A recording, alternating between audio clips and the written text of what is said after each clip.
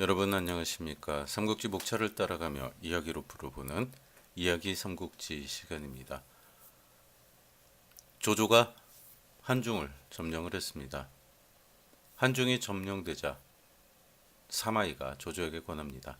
서초까지 진출하시지요. 조조는 더 욕심을 부리는 것은 좋지 않다며 군사를 움직이지 않았습니다. 하지만 본심은 다른 데 있었어요. 그러니까 외적이 있어야 조정 내부를 단속할 힘이 생긴다는 생각이 더 강했던 것이에요. 사실 이 위공을 받던 이 시기쯤, 그러니까 그 세 가지 특전을 받았죠. 검리상전, 입주, 불주, 찬배불명, 마초를 점령하고 와서 받았거든요. 그리고 또 군사를 움직입니다. 송건을 사실은 칠 마음이 없었지만 유수구까지 군사를 진출을 시키죠. 그리고 나갔다 와서 위공의 자규를 받습니다. 거기에 구석이라는 특전까지 받게 되죠. 그리고 또 한중을 점령을 합니다. 하지만 다시 군사를 돌려요. 어떻게 보면 시비성이 있는 거예요. 황제에게 긴장감을 주고 언제든지 병사를 움직이는 그런 모습을 보고 백성들에게는 좋은 명분이 되죠. 그러니까 뭐 지배계층 속에서는 조조를 견제하거나 그런 여론이 있을지 몰라도 전체적으로 백성들이 보기에는 조조의 위세는 당당한 그런 그 나라를 구하는 그런 장수, 영웅의 이미지가 넓게 퍼졌을 그런 가능성이 더 높다고 생각을 합니다. 하지만 조조의 본심을 모르는 유비는 걱정이 태산 같았어요. 아직 조조를 막을 힘을 기르지 못한 그런 상태죠.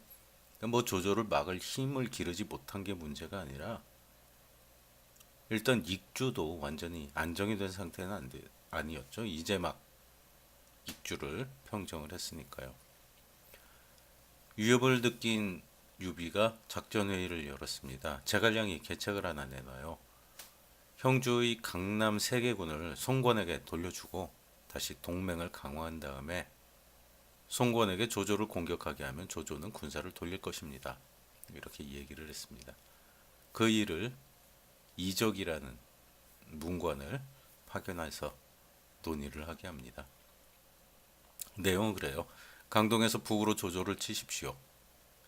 조조가 군사를 돌리면 그때 한중을 점령해서 관우를 불러다가, 그러니까 형주를 관우가 맡고 있는데 형주를 송권에게 돌려주면은 관우가 갈 곳이 없다고 핑계를 댔었잖아요. 우리가 한중을 뺏고 관우를 한중에 임명을 하면은 형주는 니네 가져라, 이런 거예요. 그 계약금으로 우선 강화, 장사, 계양을 먼저 드리겠습니다. 송권은 흔쾌히 허락을 합니다. 그리고 군사를 동원해서 합비로 진출을 했어요. 조조도 군사를 동원해서 대응을 했습니다. 양측은 일진일퇴를 거듭했지만 쉽게 승부가 나지 않았어요. 장기전이 된 거죠. 결국 송권은 보즐이라는 문관을 사자로 파견하고 조조에게 조공을 바치는 조건으로 휴전을 제안을 합니다. 조조도 뭐 나쁠 건 없었어요. 한중이 불안한 상황이라 소모전을 할 필요가 없다고 판단을 하고 군대를 철수를 합니다. 그리고 허도로 돌아간 조조는 216년 4월에 위왕이 됩니다. 그리고 업군을 수도로 정하고 업도로 계칭을 했어요. 그러니까 조조가 군사를 움직였다가 돌아갈 때마다 황제는 하나씩 하나씩 한 단계씩 조조의 직위를 올려줘요.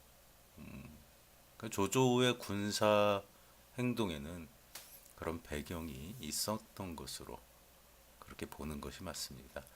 그리고 그 이 손권의 합비 공격은 유비의 권유라기보다는 북방으로 가는 새로운 루트의 개척이었어요.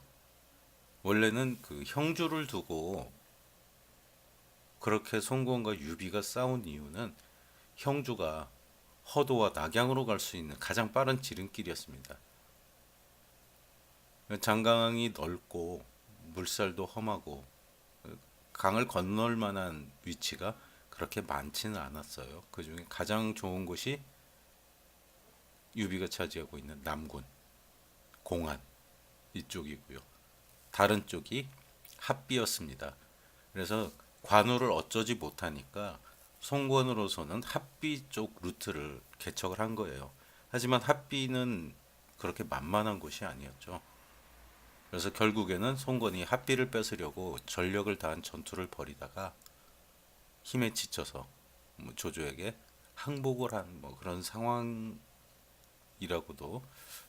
판단해 볼 정도로 송건은 합비 공략에 굉장한 어려움을 겪었습니다. 그리고 이제 다시 형주를 노리게 되죠. 한편 최염이라는 사람이 있었습니다.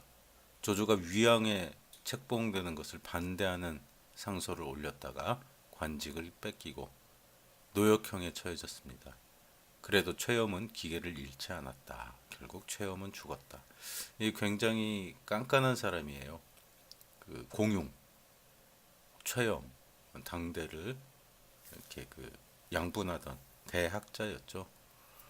최염의 죽음에는 다른 이야기가 숨어 있다고도 하는데 그 부분은 나중에 기회가 된다면 별전으로 준비를 해보도록 하겠습니다. 한편 허도로 돌아가 위왕이 된 조조, 유비가 한중을 공격할 것이라는 보고를 받고 군사 5만 명을 조홍에게 주어서 한중에 파견을 합니다. 조홍과 하우연, 장합 이렇게 세 사람이 한중에 등장을 해요. 그러니까 하우연과 장합이 한중을 원래 수비를 하고 있었고 조홍은 파견을 온 거죠. 조홍은 하우연, 장합에게 본진 수비를 맡기고 선발대가 되어서 싸우러 나갑니다. 한편 한중으로 진출한 유비는 파서를 장비에게 지키게 하고 마초는 합판에서 조홍과 싸웁니다. 마초의 선봉장 오란이 조홍의 선봉장을 물리치긴 했지만 조홍의 공격을 받아서 패하고 군사를 후퇴를 시켜요. 그리고 유비에게 대책을 묻습니다. 조홍은 마초가 움직이지 않자 군사를 거두고 남정으로 돌아가 주둔을 합니다. 장합이 조홍을 책망을 해요. 적의 선봉을 꺾었는데 파서까지 나가서 적을 물리치지 않고 왜 돌아왔습니까? 조홍이 말합니다. 파서를 지키는 장비는 만만한 상대가 아니다. 장합은 자신이 장비와 싸우겠다며 굴령장을 쓰고 공격을 시작을 했습니다. 장비와 일전을 겨뤄 크게 겁을 먹은 장합은 암거체, 몽두체, 탕서체 이렇게 세 개의 진체를 세우고 군사를 나누어 주둔시키고 지키기만 할 뿐 나가 싸우지 않았습니다. 그렇게 장비와 장합은 2달 동안 대치를 했어요. 굳게 지키라는 명령을 받은 장합은 장비가 아무리 도발을 해도 내려와서 싸우지 않았습니다. 그러자 장비는 더 참지 못하고 맨날 술을 마시면서 시간을 보냈어요. 장비의 술버릇을 아는 유비가 걱정을 하니까 제갈량은 오히려 최고급 술 50통을 장비에게 보내주기까지 했습니다. 제갈량만이 장비의 작전을 눈치챈 거예요. 장비가 들판에서 술을 마시며 군사들에게 씨름을 시키기도 하고 술에 취해 호통을 치고 매질을 하기도 했습니다.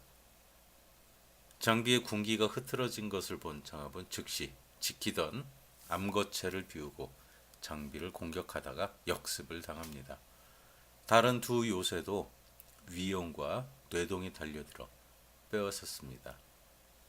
장합은 할 수 없이 와구간으로 달아나 군사를 점검해 보니 남은 군사는 겨우 10,000명밖에 남지 않았다네요. 그러니까 3만 명이 있었는데 10,000명만 남은 거예요.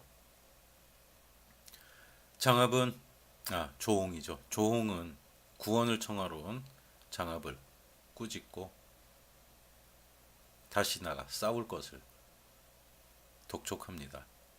장압은 신기일전에서 마초의 부하장수였던 뇌동을 죽였습니다. 그리고 장비에게도 유인책을 쓰려고 했어요. 하지만 장비는 장압의 계책을 파악하고 위원과 군사를 나눠 양동작전으로 장압을 공격해서 와군을 뺐습니다. 장압은 남정이라는 곳으로 달아납니다. 조홍은 패하고 돌아온 장압을 참수하려 했지만 행군사마 곽희가 말려서 다시 기회를 주게 합니다. 이번엔 장압이 군사 5,000명을 거느리고 가맹관을 치러 왔어요. 장비, 마초, 위원이 다 출정한 상태여서 마땅한 장수가 없어 고민하던 유비는 노장 황충의 자원을 받고 어만과 짝을 이뤄 출전을 시켰습니다. 그때 황충의 나이 70을 바라보고 있었어요. 조우는 자신이 출전하겠다고 간청했지만 제갈량은 마음을 바꾸지 않았습니다. 장압은 황충이 나이 먹은 것을 보고 가볍게 생각하고 달려들었지만 전술에 발군 두 노장, 어만과 황충이죠. 장압을 포위에 공격해서 크게 이겼습니다. 조홍은 장압을 문책하면 촉군에 투항할까봐 하우상에게 병력을 줘서 장압을 돕게 합니다. 이때 지원 나온 것은 하우상과 한호예요. 두 사람은 장압의 소심함을 비웃고 기세를 몰아 황충을 공격합니다. 황충은 그 기세에 몰려 달아나기 시작해요. 그리고 계속 달아나다 싸우고 하다가 가맹강까지 쫓겨가는 그런 신세가 됩니다. 장압이 조심하라고 여러 번 충고를 했지만 이미 기세등등한 하우상과 한호는 듣지 않았습니다. 유비도 이런 황충을 걱정해서 유봉에게 지원군을 파견합니다. 하지만 이번에도 제갈량이 황충의 계책을 알아보고 유비를 안심시켜요. 제갈량의 짐작대로 황충은 연이은 승리에 교만해진 장압의 군대를 기습을 합니다. 5번 패하는 동안 세워둔 진체에는 적군이 전진하며 쌓아둔 군량과 군수물자가 산처럼 쌓여 있었습니다. 그러니까 그런 거예요. 황충이 달아나다가 진지를 하나 세우고 수비를 하다가 적군이 오면은 또 달아나죠. 그럼 진지를 새로 차지를 했으니까 그쪽으로 군수물자를 옮겨온단 말이에요. 하우상, 한호, 장압의 부대들이 그렇게 5개의 영체의 군수물자를 쌓아두고 있다가 쫓겨 달아났다는 그런 얘기죠. 장압, 하우상, 한호는 정신없이 쫓겨서 한수까지 달아나 군사를 수습하고 다음 일을 의논을 합니다. 정신이 없는 와중에도 장압은 군량을 쌓아둔 전략 요충지 천탕산으로 갔습니다. 정군사는 하우연이 지키고 있어 상대적으로 허술하다고 생각한 천탕산으로 간 거예요. 하지만 황충과 어만이 적을 혼란시켜 정면을 공격하고 어만이 특공대를 끌고 산 정상을 불을 지르고 공격해서 천탕산을 점령을 합니다. 한호는 죽고 장압과 하우상은 하우연이 있는 정군산으로 달아났습니다. 황충과 어만이 그 소식을 성도에 있는 유비에게 전하고 적군의 동정을 살피며 경비를 강화를 합니다. 법정은 유비에게 한중을 평정할 좋은 기회라고 설득해서 군사를 출병을 시켜요. 유비는 황충과 합류해 두 노장을 포상하고 황충과 법정은 정군산을 공격하는 선봉으로 삼았습니다. 그리고 조은에게 은밀히 명해서 황충을 돕게 했습니다. 제갈량은 어만을 파서로 보내서 장비와 교대하게 하고 하판의 마초에게도 전가를 넣어서 작전을 지시합니다. 에이스가 등장을 한 거죠. 파서 태수는 원래 어만이었습니다. 조조도 하우연의 구원 요청을 받고 군사를 모아 한중으로 파견합니다.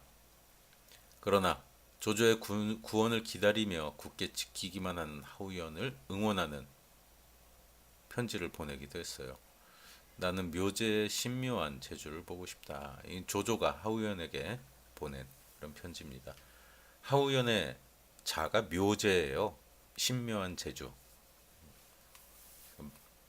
뭐 조어를 한 거죠.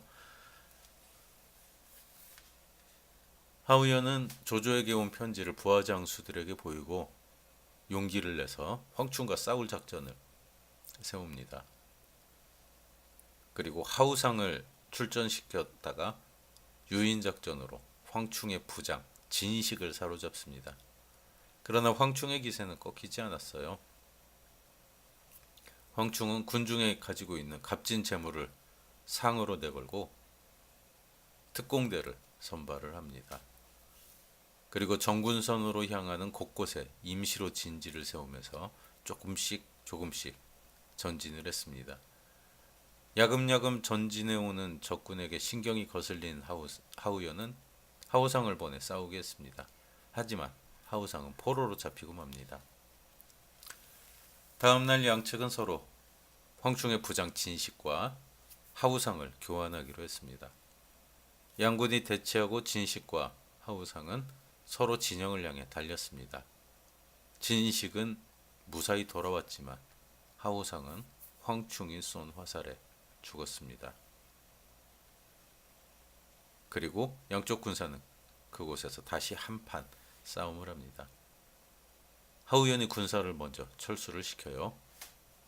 그 후로 며칠을 싸우지 않고 경계하면서 보냈습니다. 법정이 주변의 지형을 상세히 살피고 작전을 수립합니다.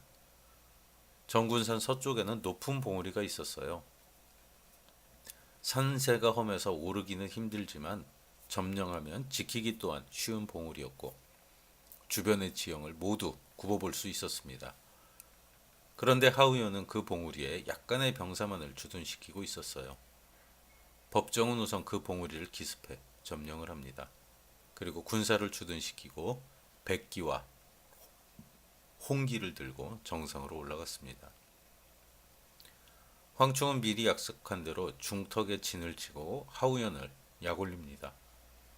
적군이 진영 내부를 환히 내려다보자 하우연은 참지 못하고 군사를 끌고 황충의 진영을 공격을 했어요. 그러나 워낙 산비탈이 험해 공격이 순탄치 않았습니다.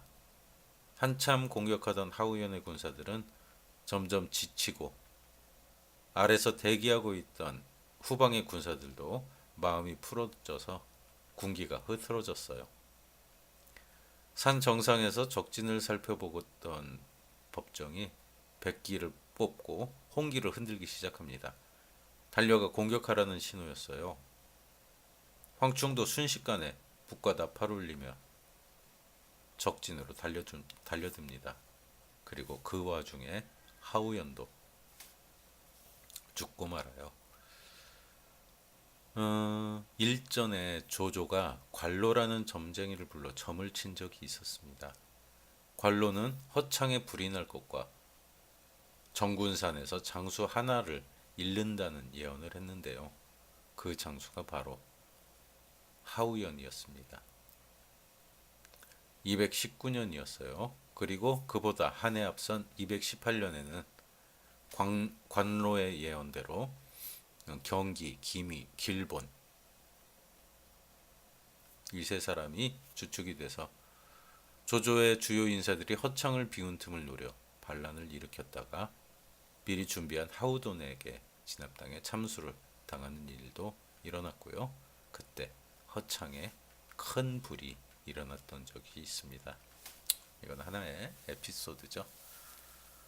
한편 하우연의 죽음을 알게 된 조조는 복수를 다짐하며 대군을 뽑아 양평관에 주둔을 합니다. 그리고 미창산에 있던 군량을 북산으로 옮겼습니다. 황충이 다시 출전을 자청하자 제갈량은 조운에게 황충을 보좌하게 합니다.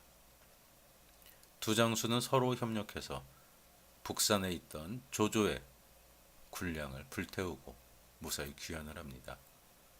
유비는 황충에게 정서대장군의 칭호를 주고 조운에게 호위 장군의 칭호를 내렸습니다. 조조는 남정으로 달아났다가 다시 군대를 충원해서 한수 서쪽에 진영을 세웁니다. 유비도 나가서 마주했어요. 조조의 명으로 출전한 서왕은 한수를 건너 강을 등지는 배수진을 쳤습니다. 참모로 따라온 왕평이 배수진은 잘못됐다고 말립니다. 서왕은 자신의 병법을 믿고 자만하며 말했습니다. 죽을 곳에 있어야 살기 때문에 이런 배수진을 친 것이다. 그게 바로 배수진의 묘용이다. 하지만 상대는 백전노장 황충이었습니다. 서왕이 선두에 나와 여러 번 유인했지만 황충은 급하게 공격하지도 않고 가까이 전진하며 화살만 쏘았습니다. 서왕의 군사들은 물러나려 해도 물러날 수 없고 싸우려고 해도 앞에 적이 없었습니다. 그때 갑자기 크게 북소리를 울리며 언제 돌아왔는지 좌우에서 조운과 황충이 덤벼듭니다. 서왕의 군사는 대부분 물에 빠져 죽었습니다. 서왕은 가까스로 강을 건너 본진에 돌아갔고요.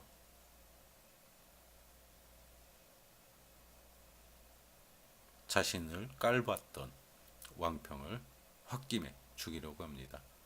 배수진을 치지 말라고 했던 그런 참모죠. 왕평은 그 일에 앙심을 품고 조운에게 투항을 해요. 그러니까 배수진은 생명의 위험을 느껴야지 힘을 발휘하는 진법이죠.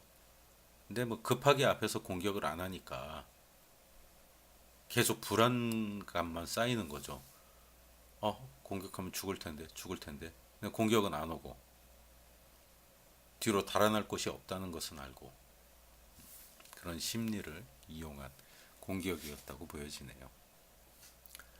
조조는 옥외산에 주둔했다가 적의 기습이 두려워 안전한 양평관으로 군사를 후퇴를 합니다. 유비는 양평관에 이르는 모든 길에 군사를 보내서 차단하고 조조를 압박했습니다.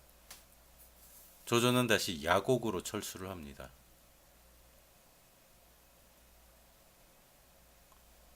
그리고 오한이 반란을 일으켜 출전했던 조조의 둘째 아들 조창이 돌아와 합류했지만 한수를 중심으로 한 유비의 방어선을 뚫기는 역부족이었습니다. 조조의 아들 가운데 그 무예가 가장 출중한 게 둘째 아들 조창이었어요. 그리고 조조가 항상 전쟁터에서 자랑하던 그런 아들이기도 합니다. 조조는 야곡 입구에 진을 치고 대치하며 시간을 끌었습니다.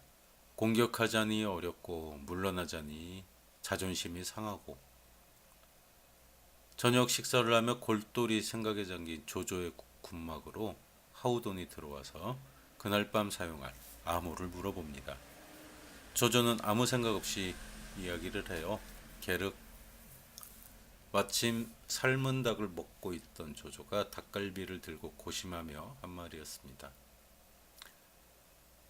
하우돈은 별 생각 없이 그날 밤 암호를 게륵으로 정했어요. 그런데 행군 주부인 양수가 군사들을 동원해 짐을 꾸리기 시작합니다. 하우돈은 승상의 철수 명령이 없는데도 짐을 꾸리는 양수를 꾸짖었습니다. 양수가 웃으면서 말합니다.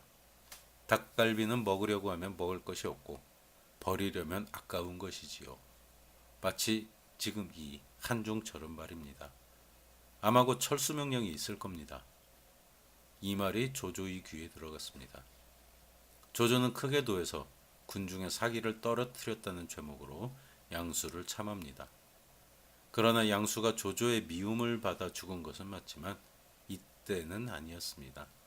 다만 양수가 조조의 심중을 누구보다 정확히 알고 있었던 적은 많이 있었습니다. 그리고 가장 큰 잘못은 후계자 선정에 관여한 부분이었어요. 이 부분은 나중에 조조가 후계자를 선정할 때 다루기로 하겠습니다. 그러니까 아직은 후계자 선정이 안 돼 있을 때죠. 그러니까 양수가 이때 죽은 건 아니에요. 그런데 이때 죽은 것처럼 각색을 한 거죠. 양수는 그 서천에 장송이 왔을 때 장송을 알아보고 장송과 깊은 대화를 나눴던 이 천재형 인물입니다. 근데 좀 깐족되는 게 있었던 것 같아요. 그러니까 조조도 그 자기가 똑똑하다고 굉장히 자부하는 사람이잖아요. 근데 잔머리에 있어서는 양수가 조조를 앞서고 있었어요. 그래서 조조의 심중을 항상 먼저 꿰뚫어보고 그랬던 거죠. 조조로서는 조금 얄미워 보였겠죠. 아, 저 자식이 나만 아는 줄 알았는데 저놈도 안 해.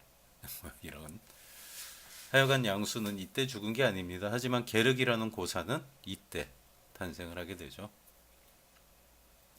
한편 양수를 죽인 조조는 신기일전에서 유비와 한판 승부를 벌입니다. 하지만 어느새 뒤로 돌아온 마초에게 배후를 습격당하고요. 조조는 위연히 쏜 화살에 맞아 앞니가 부러지는 패전을 했습니다. 조조는 깨끗이 한중을 포기하고 장안으로 철수를 합니다. 유비는 그 기회를 이용해서 한수를 따라 동진에서 상용까지 점령을 합니다. 이 상용이라는 곳은 형주의 양양에서 수로를 따라 한중으로 공격할 수 있는 중요한 거점이기도 했습니다. 그러니까 수로를 통해 형주의 수도 양양과 이어진다는 거예요. 나중에 관우가 북진에서 양양을 차지한다면 좋은 통로가 되는 그런 지점이기도 했죠. 한고조 유방이 한왕으로 제수받았던 한중은 중원과 교통이 불편한 곳이었습니다. 한중에서 중원으로 나가는 길은 북쪽으로 야곡을 통해 미호까지 북상해서 장안으로 흐르는 위수를 따라 동진하는 방법이 하나 있었어요. 그러니까 미호성이 여기 또 나오죠. 동탁이 세웠다는 미호성. 제가 동탁이 나올 때 이야기를 드렸어요. 미호성은 원래 있던 성이라고. 그리고 다른 방법은 자오곡을 따라 북동진하는 방법. 그리고 한수를 따라 동진에서 서성 쪽으로 나오는 길이 있었습니다. 나머지는 워낙 험한 산맥으로 막혀 있었어요. 또 하나 가능한 길은 한중에서 북서쪽으로 멀리 돌아서 위수의 발원 지점에 해당하는 기산을 통해 장안으로 나가는 길이 있긴 했지만요. 그 길은 어차피 동쪽으로 나가기 위해서는 진창, 위연, 무공 이런 요새를 지나야 했기 때문에 중원 진출로라고 보기에는 어려운 부분이 있었습니다. 유비는 한수 남쪽 강변을 따라 동진해서 상용을 점거한 거죠. 상용의 군사적 가치는 중원 진출의 교두보이기도 하고요. 형주와 서로 교통해서 위나라의 양양, 번성을 노릴 수 있는 위치이기도 하고 송건이 형주를 공격할 때 언제든지 구원할 수 있는 거점으로서 역할이기도 했습니다. 조조도 송건도 예측하지 못했던 유비의 급성장이었습니다. 적벽대전 직후에 3등분된 형주의 한 모퉁이를 차지하고 있던 유비가 어느새 익주를 완벽히 점령하고 형주와 기각지세를 이룰 수 있는 상용, 인근까지 점령한 거예요. 이것은 조조보다 송건에게 더 큰 위협이 되었습니다. 그리고 219년 7월 유비는 제갈량을 주축으로 한 신하들의 추대로 드디어 한중왕에 오릅니다. 그러니까 조조가 왕이 됐잖아요. 당연히 유비도 왕이 돼야 된다고 생각을 했습니다. 그리고 유선을 세자로 정하고 아두죠. 왕국에 합당한 직제를 마련하고 황제에게 표문을 올려서 스스로 왕이 된 사실을 알립니다. 당연히 조조가 열받았겠죠. 조조는 크게 도해서 당장 군사를 일으켜 유비를 치겠다고 결전을 서두릅니다. 조조는 유비와 다시 싸움을 할까요? 오늘은 여기서 마치도록 하겠습니다.